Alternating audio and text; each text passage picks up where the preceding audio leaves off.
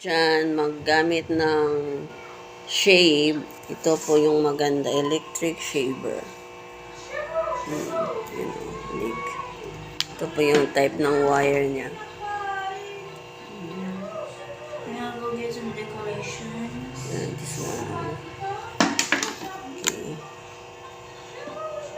I love your stuff, but I need to get some LED lamps. Music. So,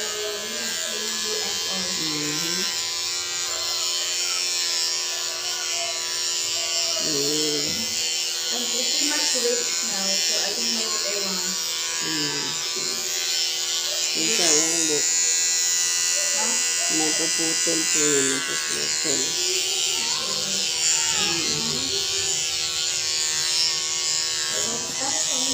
Pero I prefer yung bunot kasi mas matagal tumubo yung mga balahibo po kaysa this one. This one ang bilis, by tomorrow may parang may small na nag-ano sa skin mo na balahibo. Mas ganda talaga yung bunot. Hindi mabunot yung isang type na ganito. Yung ang tawag nun. Sikat ko na nasira na kasi pangahan ko. Pamiti ako. Tinlay ko to. Mas maganda pala. Difference lang naman ng 100 pesos. Sana yun na lang binigay. Tinlay ko lang itong electric shaver. Walang sakit. Kaso lang, mabilis tumubo yung mga balahibo. Mabilis tumubo ng balahibo. Simple lang. Sa kilikili, gamin mo lang. Yun matatanggal na agad. Like this one. Look at that one. Ang balahibo po yan. Okay. Jesus, robot. Kung masyadong mahaba na yung hair, pwede mong gamitin ito yung hindi yung blade. Parang tuklay lang yan na style. See? Ang bilis na tanggal. Yung help niya yung parang blade din siya. Pero hindi pa pala yung matalag.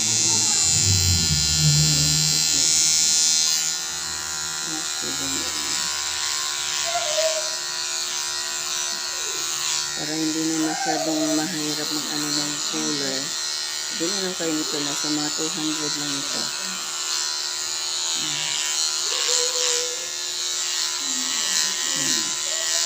Pwede mo gawin everyday. Hindi naman pinapapagasigas ng balat.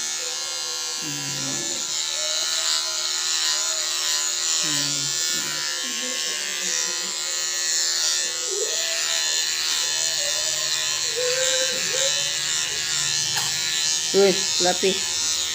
Yung sigatsing dira, Fluffy. Baba. Baba, baba. Dito sa baba, mag-hatching. Okay, that's all. Yan.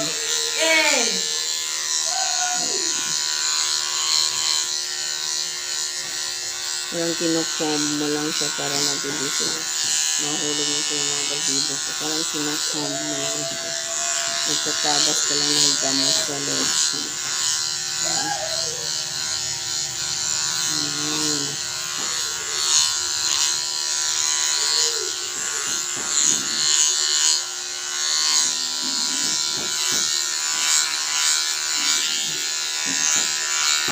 Okay, that's all.